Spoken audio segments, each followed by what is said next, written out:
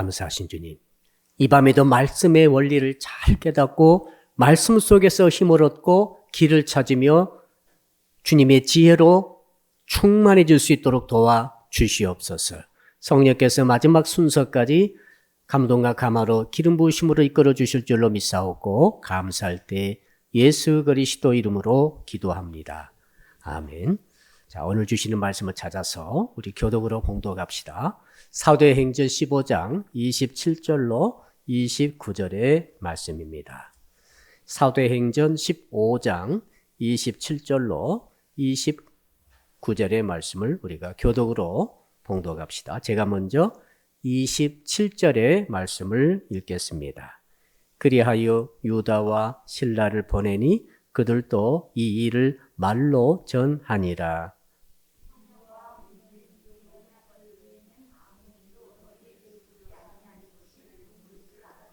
같이 29절입니다. 우상의 제물과 피와 먹매어 죽인 것과 음행을 멀리할지니라. 이에 스스로 삼가면 잘 되리라. 평안함을 원하노라 하였더라. 아멘. 오늘 말씀의 제목 같이 한번 읽어볼까요? 스스로 삼가함으로 잘 되는 신앙을 가집시다. 옆 사람 인사할까요? 스스로 하는 신앙이 최고입니다.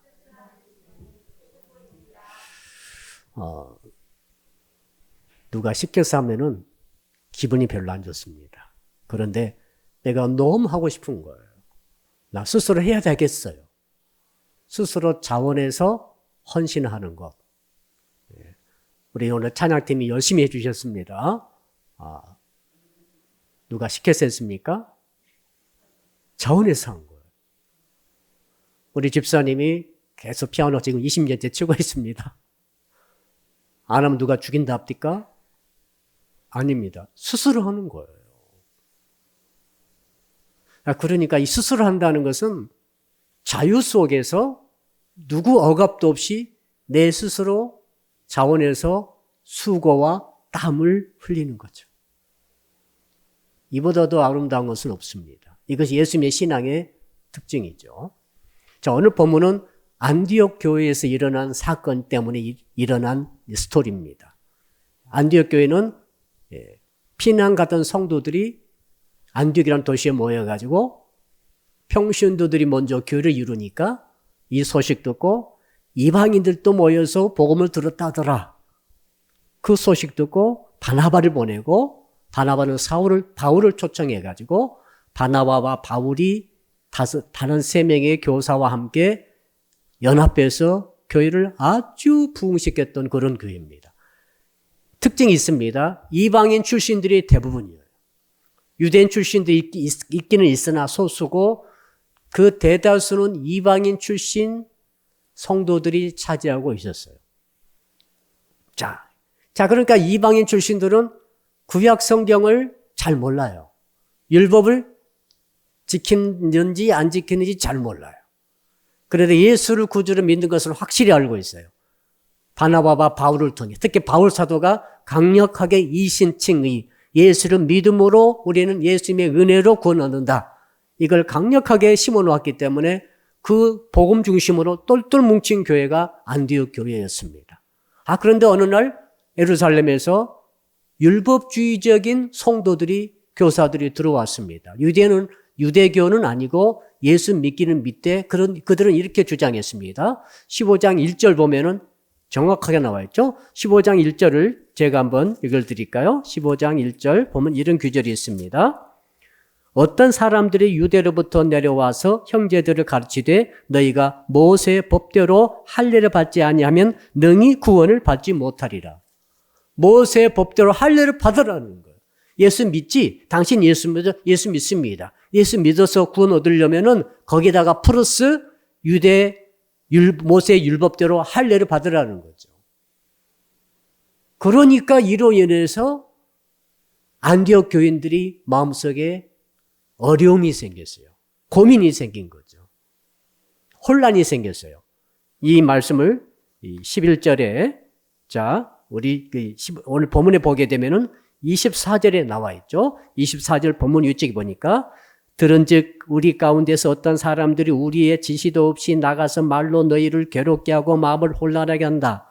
마음이 괴로워졌어요. 여러분 예수 믿다가 마음이 괴로울 때가 있죠. 왜 괴로웠는가? 안디옥 교인들이 이방인 출신들이 많은데 그들이 마음이 괴로워졌습니다. 그 전에는 예수 그리스도만 구주로 믿으면 다 구원 얻기 때문에 얼마나 자유롭고 좋았는지 모르겠습니다. 그런데 그 유대교 출신의 그 강력한 율법주의적인 잘못된 교사들이죠. 그들이 와가지고 할례도 받아라. 그러니까 그때부터 마음이 괴로워졌어요. 그리고 더 나가서 마음을 혼란하게 했다. 혼란이 다가왔어요. 혼란하고 마음이 괴로우면 신앙생활을 제대로 할 수 있습니까? 없습니까? 제대로 하기가 어려워요. 능력이 나옵니까? 안 나옵니까? 능력이라는 것은 확신 가운데 나오잖아요. 평강 있고 아무리 어려도 내 마음이 확실하게 진리에 딱 서 있게 되면은 그게 능력이 있는 줄로 믿습니다. 어려움도 이길 수 있고 귀신도 쫓아낼 수 있고 환난도 이길 수 있습니다. 그런데 혼란이 와버리면 이것인가 저것인가 그리고 마음이 괴로워. 한쪽에 마음이 괴로워요. 확신이 떠나버린 거죠. 쉽게 말해서 믿음의 확신이 안디옥 교인들에게서 떠나버렸다는 거예요. 아무리 코로나가 와도 아무리 불경이 와도 믿음의 확신만 있으면 우리는 얼마든지 이길 수 있습니다. 가정적으로, 경제적으로, 정신적으로 어려워도 믿음의 확신은 너무너무 중요한 것이죠. 믿음의 확신으로 모든 것을 이길 수 있습니다. 기도응답도 믿음의 확신 가운데 기도응답이 주어진 줄로 믿습니다. 그런데 잘못된 교리를 들어버리면 잘못된 교리 듣고 마음이 흔들린다는 것은 혼란이 왔다는 것은 믿음이 혼돈을 지금 겪고 있다. 마음이 괴로워. 그래서 지도자였던 바울과 바나바가 이래서는 안 되겠다. 성도들이 너나 할 것이었죠. 잘못되어진 유대교 출신의 예루살렘에 내려왔던 그 교사들이 할례를 받아라고 그래가지고 이 영향이 와버리니까 이것을 정리를 해야 되는데 수습이 안 됩니다. 왜 그런가 하면 저들은 예루살렘에서 왔잖아요. 모교에서 왔기 때문에 이것 때문에도 수습이 안 되는 거죠. 그래서 정확한 고언이 있는 지시를 받아야 되겠기에 드디어 바울과 바나바가 예루살렘까지 내려간 거죠. 내려가서 거기에서 사도들을 다 만나고 또 거기 또 총회까지 열어가지고 예루살렘의 사도들과 장로들과 교회 전체가 모여가지고 총회 열어가지고 이 문제를 다룬 거예요. 마음이 지금 우리 안디옥 교회 성도님들이 이방인 출신이 많은데 그들이 할례 받으라고 그러니까 할례는 뭡니까? 몸에다가 칼을 대는 거잖아요. 이거 보통 일이 아니죠. 지금 여러분들에게 할례 받으라 하면 받겠어요? 이거 전부 도망가겠죠. 이제 정말 교회가 위기가 온 거죠. 이 잘못된 교리가 주입되니까. 그래서 회의를 열었습니다. 그 회의 열다 보니까 이런 말 저런 많이 일어났어요. 많은 말을 했어요. 많은 토론을 했어요. 왜 그런가 하면 예루살렘 교회 안에서도 어떤 사람들은 예수 그리스도만 믿으면 다 구원 얻는다라고 주장하고 어떤 사람은 거기에다가 우리가 수천 동안 지켜왔던 율법 중에 할례는 적어도 받아야 되지 않겠느냐 이렇게 말하는 사람들이 있었다는 거죠. 이렇게 엎치락뒤치락 토론이 되고 있을 때 사도 베드로가 했던 말이 아주 유력해가지고 이제 이게 먹히게 된 거죠. 사도 바울께서 뭐라고 그랬는가 하면은 사도행전 15장 11절에 보니까 이렇게 말하고 있습니다. 거기, 제가 또 한번 읽어드리죠. 11절. 우리 같이 읽어볼까요? 시작. 그러나 우리는 그들이 우리와 동일하게 주 예수의 은혜로 구원받는 줄을 믿노라 하니라. 우리와 동일하게 주 예수의 은혜로 따라합시다. 주 예수의 은혜로 구원받습니다. 할례 필요 없다는 거예요. 할례가 아무리 중요해도 율법이 아무리 중요해도 계명이 다른 모든 그 유대인들이 지켜왔던 613개 모든 시행 세칙의 교리들이 아무리 중요하다 할지라도 그걸로 구원 얻는 것이 좌우되는 것이 아니라 구원이라고 하는 것은 주 예수의 은혜로만 구원 얻는다. 이것을 사도 베드로가 주장하니까 여기에 모든 성도들이 총회 전체에서 사도 전체가 동의한 줄로 믿습니다. 그래서 우리가 오늘 또 예수를 구주로 믿어 구원 얻는 거예요. 이 총에서 이 총회에서 그 결정을 했기 때문에 그 사도들의 총회, 예루살렘 교회 총회의 결정이 오늘 2000년 지나도록까지 우리 기독교의 가장 중요한 구원의 교리의 기초를 이루고 있는 줄로 믿습니다. 얼마나 감사합니까? 만약 그렇지 않았다면 우리도 지금 할례 받으려고 줄 서 있을지 모르겠어요. 자, 그럼 얼마나 기독교가 율법적인 종교가 되어버렸겠어요. 자, 이렇게 일단 결론을 딱 내려놨는데 그 뒤에 예수님의 동생 야고보는 예수께서 십자가 돌아가신 다음에 부활하신 다음에 예수 믿은 사람이에요. 친형제였지만 그래서 예루살렘 교회의 감독의 위치까지 올라갔던 아주 유력한 지도자가 됐지요. 자, 이 모든 결정이 됐음에도 불구하고 이제 예수님의 동생 야고보가 딱 일어서더니 총 지도자로서 발언을 했는데 그 발언의 내용이 뭔가 하면은 그래도 우리가 3가지는 지키자는 거예요. 굉장히 이상한 일이 일어난 거죠. 19절과 20절입니다. 15장 19절과 20절 우리 한번 띄워줬습니다. 우리 오늘 굉장히 프로젝트 엄청나게 번개 속도로 지금 또 오르고 있습니다. 감사하고요. 자, 우리 같이 읽읍시다. 19절 시작. 그러므로 내 의견에는 이방인 중에서 하나님께로 돌아오는 자들을 괴롭게 하지 말고 20절 다만 우상의 더러운 것과 음행과 몽배어 죽인 것과 피를 멀리하라고 편지하는 것이 옳으니 자, 괴롭게 하지 말자. 이것은 이방인 출신 기독교인들을 두둔하면서 그들에게 율법을 할례를 부과하지 말자. 이렇게 처음에 그렇게 해놓고 후반부에는 3가지를 지키자고 편지를 쓰는 것이 옳다면서 그 3가지가 뭡니까? 3가지가 우상에 더러운 것. 이것은 우상 숭배할 때 쓰는 고기를 먹는 걸 말해요. 두 번째, 음행은 이것은 그때 당시 그 이방인 사회에서는 근친 상간이 굉장히 많았어요. 근친 상간 아니고 근친 결혼. 그러니까 이 성적으로 친인척끼리도 얼마든지 결혼할 수 있는 사회적인 트렌드가 있기 때문에 그로 인해서 교회 안에도 성적으로 굉장히 문제가 많은 거죠. 그렇죠. 생각해 보세요. 숙모와 결혼했다. 사촌 동생과 결혼했다. 이런 일들이 비일비재하니까 그로 인해서 교회 안에 물란한 일들이 아버지의 척과 결혼하고 관계하고 이런 일들이 있었다라고 고린도서에 나와 있지 않습니까? 자, 그러니까 거기에 대한 그러니까 음행을 금하자. 이건 율법으로 금하자. 그 다음에 목매어 죽인 것과 피를 멀리하라. 목매어 죽인 것, 목을 메어 짐승을 잡게 되면은 피가 빠지지 않죠? 근데 율법에서는 피를 완전히 빼라고 그랬잖아요. 피를 완전히 빼야 되면 피채 먹으면 안 됩니다. 그래서 반드시 동맥을 잘라서 짐승 잡을 때는 모든 피를 완전히 제거하고 나서 고기만 먹도록 이렇게 되어 있는데 이방 사람들은 그렇지 않거든요. 이 것들이 너무 많기 때문에 이제 지금 예수님의 동생 야고보께서 3가지를 지키도록 표현제를 쓰자. 이렇게 지금 근데 이 말을 듣고 나서 바울이 반대하지도 않고 베드로가 반대하지도 않고 바나바도 그대로 있고 다 그걸 받아들였어요. 그래가지고 이것이 오늘 우리가 볼 때는 모순적으로 보입니다. 자, 분명히 베드로가 말했을 때 모든 총회가 결정을 했는데 다시 야고보가 일어서가지고 3가지를 지키자고 하는데 이 3가지가 뭔가 하면은 보니까 이게 지금 이건 율법으로 이걸 지키도록 하는데 이걸 자세히 읽어보니까 이제 오늘 본문으로 돌아갑니다. 오늘 본문에 29절 보니까 뭐라고 되어 있는가 볼까요? 29절 시작. 우상의 제물과 피와 목매어 죽인 것과 음행을 멀리할지니라. 이에 스스로 상가면 잘되리라. 평안함을 원하노라 하였더라. 이 3가지를 지키라고 하는데 이 지키려 하는 것을 어떻게 말하는가 하면 율법으로 지키는 게 아니라 율법으로 지키는 것은 뭡니까? 지키면은 복이지만 안 지키면은 저주예요. 이거 율법이죠. 율법적인 신앙 가지신 분들이 굉장히 문제가 많아요. 왜 그런가 하면 자유가 없어요.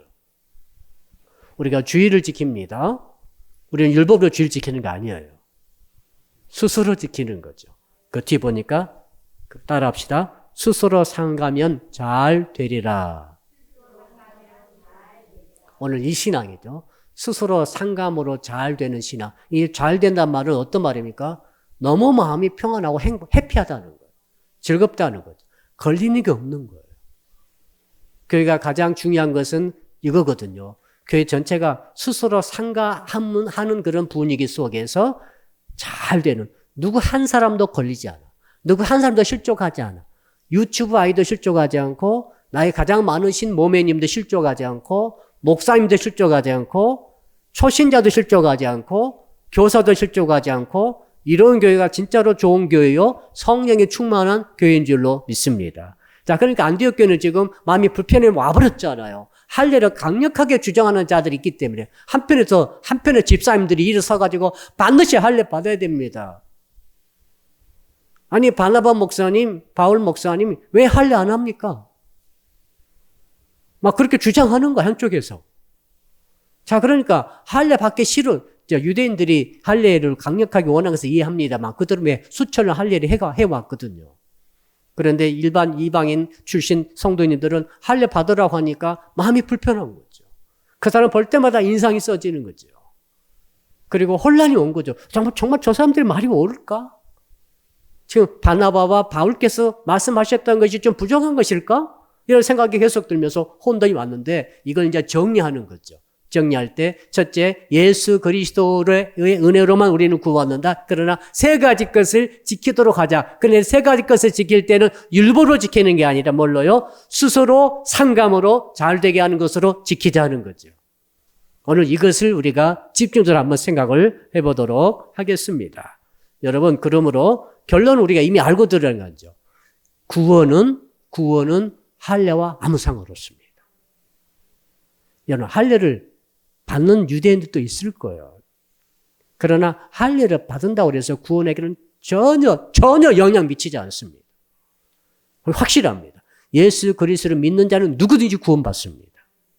예수 그리스도만 붙들면 됩니다. 예수 그리스도를 믿음으로 고백하면 되는 거죠. 마음으로 믿고 입으로 시인하여 구원에 이르느니라.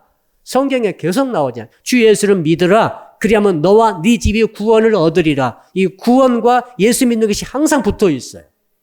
다른 게 첨가가 안 됩니다. 이게 성경 아닙니까? 에베소서 2장 8절에도 너희는 그 은혜에 의하여 믿음으로 말미암아 구원을 받았으니 은혜에 의하여 믿음으로 말미암아 구원을 받았으니 따라합시다. 믿음으로 말미암아 구원을 받았습니다. 여러분 더 이상 이 구원에 대해서는 아무 의심하지 말기를 축복합니다. 내게 믿음이 있다고 하면 난 구원받은 것이다 라고 여기시길 바랍니다. 그런데 이제 그러므로 할례 주장에 대해서는 그들이 할례를 받아야 구원 얻는다 하는 것은 지금은 이단의 주장이 됐습니다. 그건 이단이에요. 할례를 구원에다가 할례를 더해버렸기 때문에 이단이 돼버리는 것이죠. 자, 그럼 세 가지 지금 음행을 금하고 목매어 죽임과 피채 먹는 것을 금하고 가장 처음에는 뭐라고 그랬습니까? 이 세 가지 것을 절대로 지키라고 했는데 이 우상의 더러운 것을 먹지 못하도록 이것을 금하는 것은 율법이 아니고 구원과 상관이 없는 거예요. 자, 그러니까 무슨 뜻인가 하면 안디옥 교인들에게 이 편지를 이제 보낸 거죠. 보낼 때 유다와 실라 같은 예수 그리스도에서 목숨을 걸었던 아주 신실한 형제 두 형제를 따라 보내가지고 그 편지를 읽도록 했어요. 총회가 결정한 것을 바나바와 바울이 있는 게 아니라 혹시 또 왔다 갔다 할까봐 믿지 못하기 때문에 율법을 추종하는 자들은 믿지 않을 수도 있어요. 그러니까 총회에서 직접 왔던 유다와 실라 두 사람이 그 편지를 이제 야고보가 사인했던 지도자를 다 사인했던 편지를 읽는 거죠. 그 세 가지 걸 지키라 하면서 그 끝에 편지 끝에 자 이것을 스스로 삼가면 잘 되리라 이렇게 함으로써 이것은 율법적인 의미 구원과 관계에 대해서 주치시한 세 가지 내용이 아니라는 것을 확실히 밝히고 있습니다. 자, 그래서 세 가지 것을 잠깐 자세히 살펴보게 되면 따라합시다. 우상의 더러운 것을 멀리 합시다. 자, 그러니까 그때는 이방인 도시 안디옥에서 이방인 출신들이 많이 모여있는 성도님들이 마음속에 의문이 일어나는 것은 저렇게 우상 숭배가 엄청나게 많은데 고기 재료거든요. 전부 우상의 제물이 고기예요. 가축 막 이런 거니까 그 남은 고기는 시장에 유통시켜요. 그러니까 시장에 나와 있는 모든 고기는 우리 지금 도축된 고기가 아닙니다. 우리가 고기 먹으려고 소나 돼지를 잡잖아요. 닭을 잡고, 야, 그걸 지금 우리가 먹고 있는데, 지금 그때 당시 안디옥이라는 도시에서 시장에 나와 있는 모든 고기는 99%가 제사에 쓰여진 우상 숭배에 쓰여진 그 제물입니다. 자, 그럼 누가 고기 먹었다면은 그걸 말하는 거죠. 정말 제사 지내지 않는 고기는 없다고 봐요. 자, 그런데 어떤 성도들이 이제 고기를 먹고 있어. 고기를 먹고 있으면은 다른 성도가 볼 때, 아, 저 사람 우상 숭배에 드려진 우상의 그 제물을 먹고 있구나 라고 생각하는 사람이 있게 된 거죠. 저 사람, 그리고 특히 유대인 출신들은 어떤 생각 많이 갖고 있습니까? 우상 숭배에 쓰여진 제물을 먹어도 됩니까? 안 됩니까? 절대 안 되는 거지요. 그 우상의 숭배에 참여하는 것으로 율법에 배워왔기 때문에 유대인 출신들은 그거 볼 때마다 속이 뒤틀리는 거죠. 아, 이 집사 쪽 우상 숭배하고 있네. 고기 먹어도 우상 숭배라고 보는 거죠. 그러니까 교회가 양분이 되는 거죠. 갈등이 있고 다툼이 일어나고 서로가 인정하지 않고 서로가 비난하고 이런 일들이 막 일어나니까 얼마나 교회가 불편합니까? 그래서 이것을 딱 정리를 한 거죠. 뭐라고 했습니까? 자, 안디옥 교회에 있는 모든 교인들은 우상 숭배하는 고기를 먹는 것과 먹지 않는 것 이런 것 가지고 구원은 좌우되지 않는다는 것을 확실히 밝혔습니다. 고기 먹어도 되는 거예요. 왜? 하나님을 믿는 성도들은 우상을 인정하지 않습니다. 여러분 옛날 우리 우상 숭배하는 고기를 우리도 안 먹었거든요. 그거 생각나십니까? 옛날 제가 시골에 있을 때 보니까 제가 큰 집에 갔는데 밤중 한 7시쯤 됐는데 이웃집에서 담을 넘어서 불러요. 누구 엄마 불러요. 가보니까 음식을 잔뜩 해가지고 소쿠리 같은 데다 담아가지고 거기에 고기도 있고 떡도 있고 많이 있어요. 평소 못 먹던 음식. 무슨 음식이죠? 제사 음식이죠. 그걸 싸가지고 이걸 주면은 너무 좋은 거죠. 별미 아닙니까? 평소 못 먹던 고기, 떡, 이런 거 부침개 이런 거 먹는 거죠. 과일. 그래가지고 이걸 받아가지고 이걸 먹고 너무 감사해서 우리 제사 때는 또 갖다 주는 거죠. 똑같아요. 그러니까 지금 이때 당시도 제사 음식을 먹는 것에 대해서 우상 숭배라고 여겼던 유대인들과 갈등이 일어난 것을 정리를 해버렸는데 그 우상 숭배했던 음식 먹어도 전혀 우상 숭배 아니다. 먹을 수 있다라고 자유 선포하면서 그러나 끝에 가서는 뭡니까? 스스로 삼가해서 좋게 하라는 거예요. 누구를 위해서? 신앙이 연약한 자. 내가 우상 숭배하는 고기를 먹었을 때 저 사람 우상 숭배하라고 생각하는 그 성도들이 있기 때문에 그래서 바울도 그렇게 말했죠. 나는 혹시 내가 고기 먹어가지고 누가 실족한다면 나는 평소 고기 먹지 않겠다라고 말할 정도였어요. 이것을 안디옥 교회에 요구한 거예요. 지금 구원과 상관이 없다 할지라도 믿음이 연약한 자 혹시 너희들이 고기 먹음 제사 드린 고기를 먹음으로 십자가 그 심령들을 위해서 혹시 그 고기를 그들 앞에서는 먹지 않을 수 있지 않겠느냐 이거죠. 먹지 말란 게 아니라 그들 앞에서 먹지 말아라. 공격적으로 먹지 말아라. 교회 점심시간 때 그 고기를 싸가지고 와서 먹는 거예요. 교회가 어떻게 되겠어요? 우상 숭배 드리는 그 고기를 옆에도 가기 싫어하는 유대인들은 다 가버리는 거죠. 그래서 그들 앞에서 먹지 말 것을 고민한 거죠. 어떻게요? 스스로 삼가하는 신앙으로. 따라합시다. 스스로 삼가하는 잘되는 신앙으로. 그렇게 하게 되니까 어떤 일이 있습니까? 그때부터는 고기를 안 먹기 시작합니다.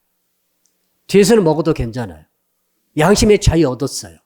그러나 연약한 유대교 출신들의 그 기독교인들 때문에 고기를 삼감으로 교회가 전체적으로 평화를 유지하고 잘 되어가는 거죠.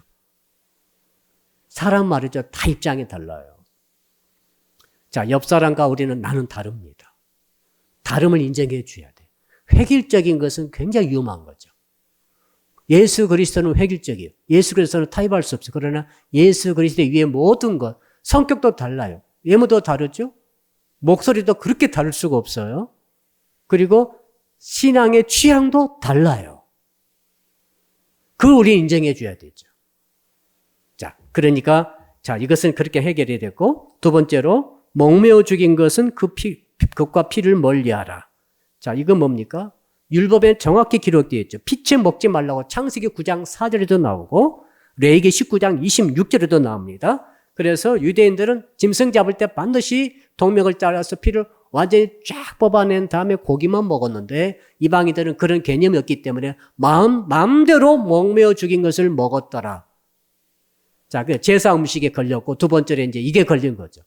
고기 먹는데 피채 먹는 거예요. 유대인 출신들이 보니까 저 이방인 출신 안디옥 교인들이 피채 섞여 있는 고기를 막 먹고 있는 걸 보고 좀 오버하이트를 한다든지 아무튼 이건 우리는 정말 그 사람들은 피는 정말 질색이거든요.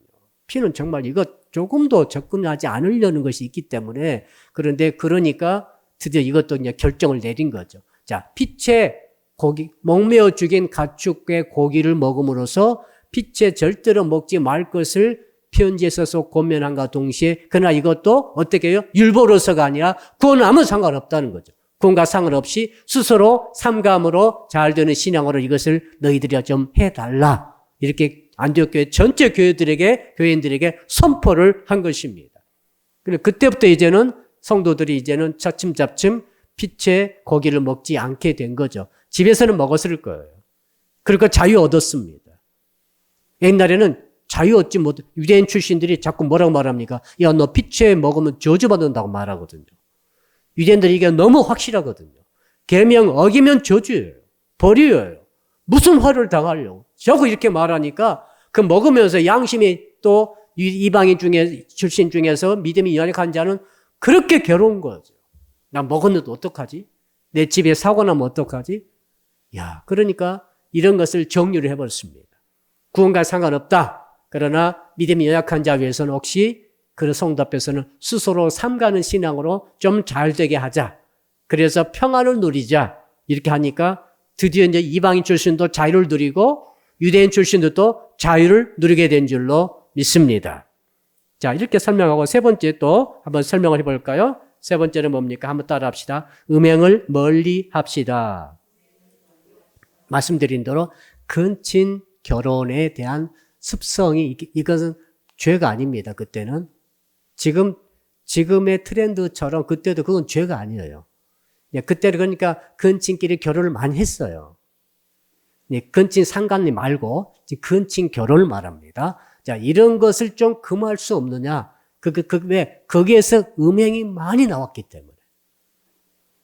근친 결혼도 좋으나 너희들이 음행을 조심하는 의미에서 스스로 삼가함으로 잘되게 할 수는 없겠니? 라고 편지에 써서 총회가 공개를 함으로써, 발표함으로써 그때부터 성도들이 근친 결혼을 하지 않게 되더라는 거죠.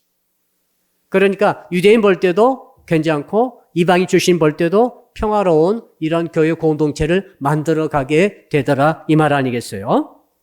자, 가장 핵심적인 것을 한번 살펴보겠습니다. 안식일이 됐어요. 제자들이 예수님과 함께 가면서 이삭을 뜯어 먹었어요. 배가 고팠겠죠? 그때 유대인들이 봤어요. 야, 오늘 안식일인데 왜 추수하느냐? 추수하지 마, 일하지 마. 왜 일을 하느냐? 일이 뭡니까? 나달 한 날이라도 까서 먹으면 그게 일이 되는 거죠. 이걸 금했는데, 그 율법에 금했는데 제자들이 이 미라를 까서 불어서 먹기 때문에 일했다고 하면서 안식을 어겼으므로 너희들에게는 화가 있을지어다 저주가 있다. 왜 안식을 지키지 않느냐라고 강력하게 항의를 했죠. 그때 예수께서 뭐라고 하셨습니까? 야, 안식일이 사람 위해서 있느냐, 사람이 안식을 위해서 있느냐? 뭐가 해답입니까? 하나님께서 왜 안식일을 정하셨느냐? 하나님의 인생을 사랑하셔서 7일 동안 하루도 안 쉬고 일하게 되면 얼마나 그 인생이 고달픕니까? 그러므로 하나님께서 안식일 계명을 주셔가지고 최소한 안식을 지켜라 함으로써 일주일에 하루를 완전히 쉬도록 한 것이다. 그러니까 이것은 뭡니까? 안식일이 사람 위해서 있게 된다고 하는 것을 주님이 말씀하셨죠.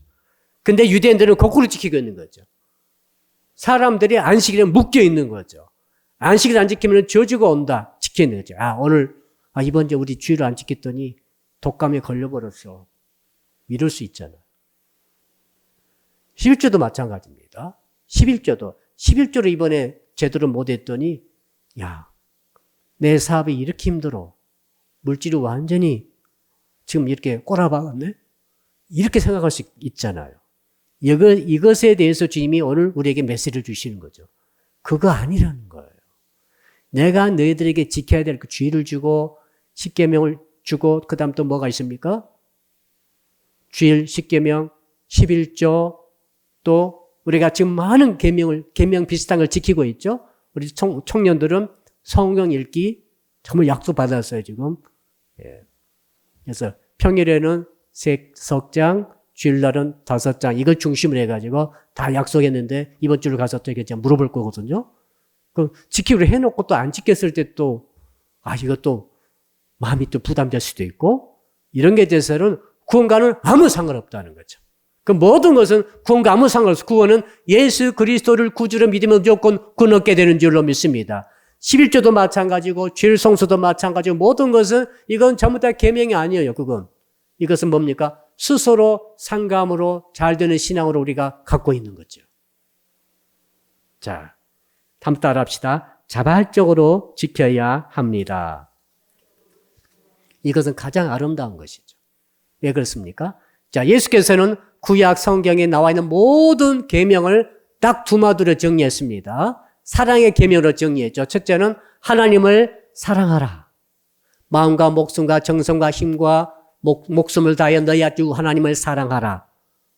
이것이고 두 번째는 내 이웃을 네 몸처럼 사랑하라. 두 가지 계명을 성경 전체 대강령으로 주님이 요약해 주셨어요. 그러니까 구약의 계명을 율법적인 계명을 구약 율법적 계명은 안식일 안 지키면 죽였잖아요. 그렇죠? 여호와 이름을 망령되이 걸으면 죽였습니다. 부모 공경하지 않으면 돌로 쳐 죽이라고 그랬어요.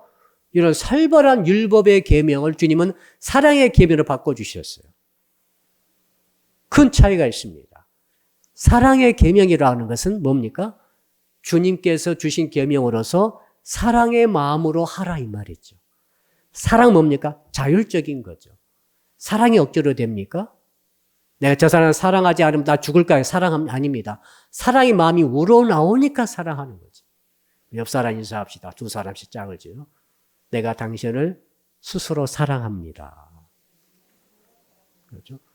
억지로 사랑하지 않습니다. 강제로 사랑하지 않습니다. 내가 사랑하지 않으면 벌 받을까? 이런 거 아닙니다. 그런 거 떠나서 자원하는 마음으로 자율적으로 스스로 우러나와가지고 사랑하되 이것이 계명이라는 거죠. 그러니까 우리 예수께서 말씀하시는 계명이라고 하는 것은 사랑의 계명밖에 없다고 하셨으므로 주께서 해석해 주신 그겁니다. 구원은 예수 그리스도 나를 믿으면 구원 얻고 그의 모든 것들은 우리가 이제는 스스로 사랑함으로 자원해서 지켜내는 것이다. 할렐루야. 그 결과는 뭡니까? 잘 되는 거죠. 결과는 잘 되는 거죠. 잘 되는 게 뭡니까? 나도 편하고 당신도 편하고 하나님께서도 편하시고 그러니까 잘 될 수밖에 없는 거죠. 우리 29절을 다시 한번 같이 마지막으로 한번 읽어볼까요? 29절입니다. 시작. 우상의 제물과 피와 먹며 죽인 것과 음행을 멀리할지니라. 이에 스스로 삼가면 잘 되리라. 평안함을 원하노라 하였더라.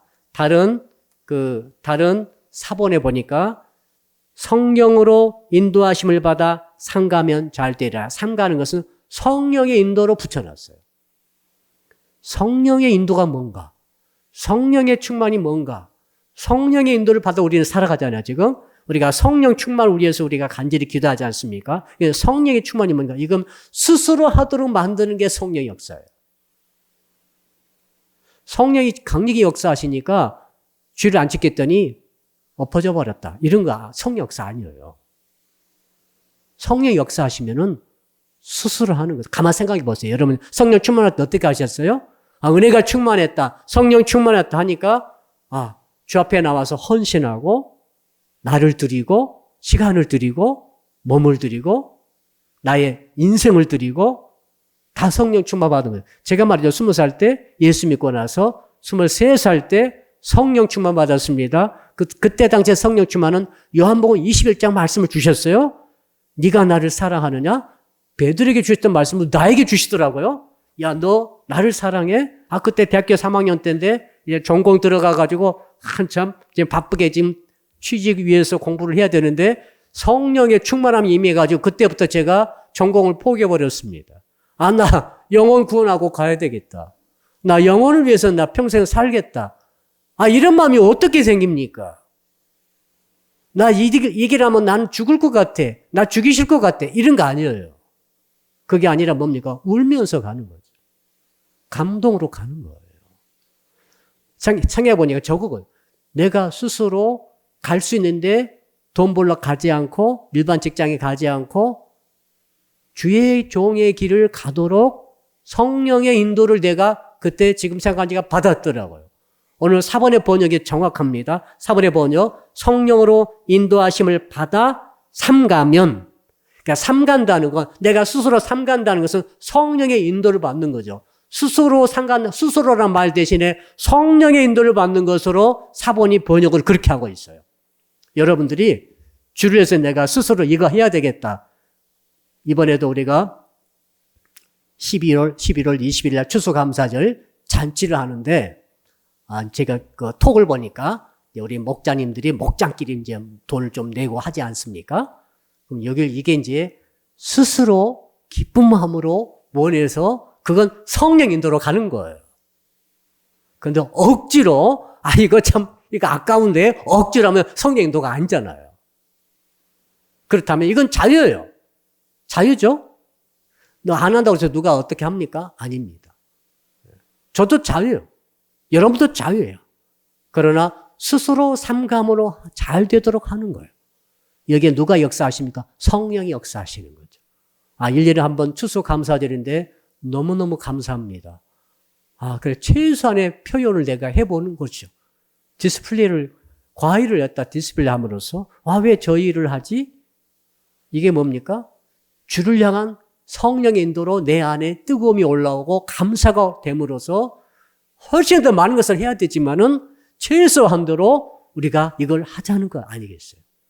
할렐루야. 저는 주 안에서 이것들이 여러분의 계명, 율법으로 작용하는 게 아니라 여러분 자유롭게 여러분 속에 성령이 역사하시기를 주 이름으로 축복합니다. 내년에 또 우리가 이제 봉사자를 뽑을 터인데 봉사도 똑같다고 저는 믿습니다. 봉사도 누가 하라고 합니까? 안 하면 안 된다고 누가 합니까? 아닙니다. 내가 결정하는 거죠. 내가 원하는 거죠. 우리 기독교는 그게 너무 강력한 특징이에요. 다른 카톨릭도 아니고 다른 종교도 아니고 우리 기독교만이 갖고 있는 게 뭐냐면은 강력한 자율 속에서 모든 규칙을 정하고 따라가는 거예요. 여기에 성령의 인도가 있는 거죠. 그래서 오늘 본문에도 나오죠. 28절 보니까 성령과 우리는 그랬죠. 28절 성령과 우리는 이 요긴한 것들 외에 아무 짐도 너희에게 주지 아니하는 것이 옳은 줄 알았노라. 그렇구나. 총회하고 사도들만 정한 게 아니라 총회가 정한 게 아니라 총회와 성령님이 함께 이렇게 정한 것이다. 자, 이제 결론을 내려봅시다. 신앙은 스스로 삼가는 거예요. 신앙이 좋은 사람은 스스로 삼가는 것이 강력해요. 기억하는 거죠. 지난주에 말씀드렸던 대로 영락교회 장로님께서 6.25 전쟁 때 피난 가지 않고 순교 각오하고 지키다가 진짜 순교하셨는데 그때 강력한 성령께서 인도를 하셔서 스스로 교회당에 지키겠다고 결단을 하신 거죠. 그렇죠. 그게 안 되시면 가도 돼요. 자, 저기 몰려오니까 살려고 떠나는 것을 누가 뭐라고 합니까? 그렇죠? 이북선 내려오신 많은 목사님들이 계셨어요, 그때. 교회를 놔두고 내려오셨어요. 그러나 일본 목사님은 교회를 포기하지 않으셨어요. 이북에 끝까지 남아 계시다가 순교하셨어요. 김일성이 들어왔지 않습니까? 그 피난 가버리신 목사님들을 유혹할 수 없고 남아 계신 목사님들만 상 받았다고 하면 안 되는 거예요.